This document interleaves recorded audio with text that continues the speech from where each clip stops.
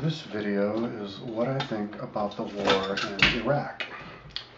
To put the long story short, I say we should not have gone into Iraq because the United Nations did not approve it.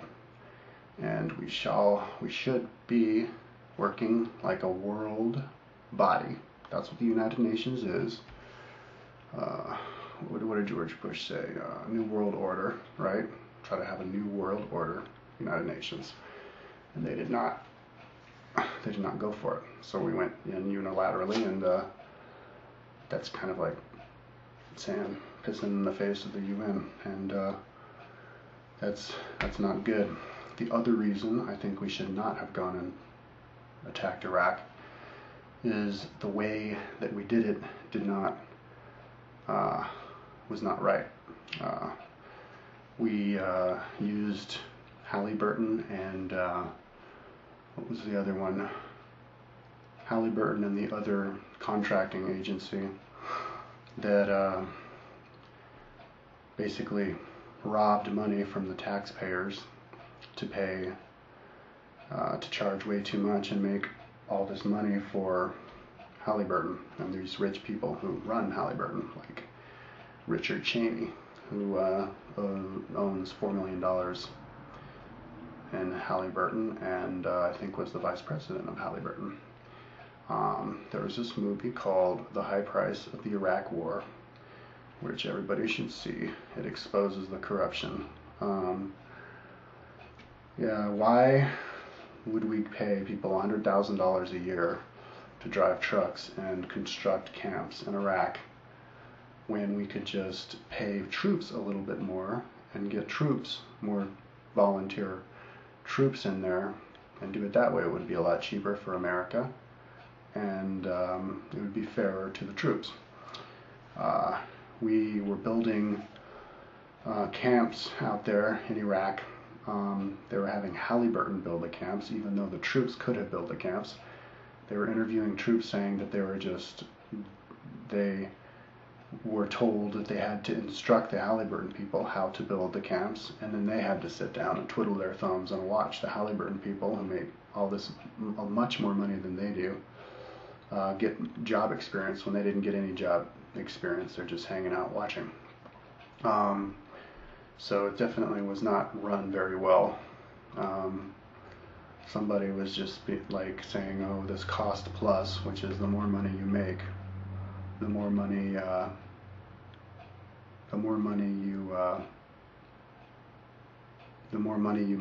charge, the more money you get, or something like that. Oh man, I can't remember exactly what it is, but it's kind of like spending money like a drunken sailor. It's ridiculous. Saying, oh, we can make more, we can get more money out of the government if we tell them that we're going to charge them this amount of millions of dollars to build this structure here, when the troops could already build it. Another thing about that movie is that I saw in that movie is troops were saying that they had to do their laundry, but the laundry wasn't being done right because their clothes were coming out clumpy and filled with soot and fur balls and stuff, and they didn't like it, so they wanted to just do their own laundry by hand, but they weren't allowed to because the Halliburton, and then the other one, which I can't remember, Blackwater, was charging the government $150 per load of laundry.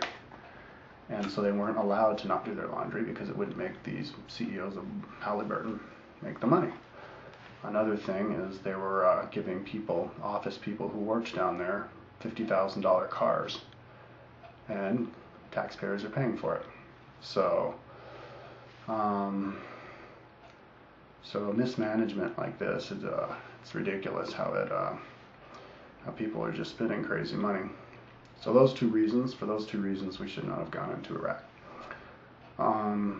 But that being said, I think I would have been one of the politicians, if I was a politician, trying to convince the world that we should have gone into Iraq, because Iraq basically wasn't a real country. It was just a country full of prisoners, and if the whole world, if the United Nations decided to go into Iraq, there would be no scapegoat, and there wouldn't be all these people saying, oh, you know, evil America, and there wouldn't be reason for these Muslims to be saying, oh, jihad, outsider came into our country, jihad, let's kill everybody, let's kill the evil American. So they wouldn't have reason to say that if the whole world was backing us. Now the whole world isn't backing us. There are people saying, oh, America, bad America, and hating everybody, when we're the ones who are paying for it. So we should not have gone into Iraq for that. We should have just pressed the UN, keep pressing the UN, eventually gone into Iraq, and not made it this big knee-jerk reaction. 9/11 happened because those pilots opened those doors. They had latches on the doors. They should not have opened the doors. And then 9/11 wouldn't have happened. It's pretty simple. But when people say that George Bush went into Iraq against the will of the American people, that's not true.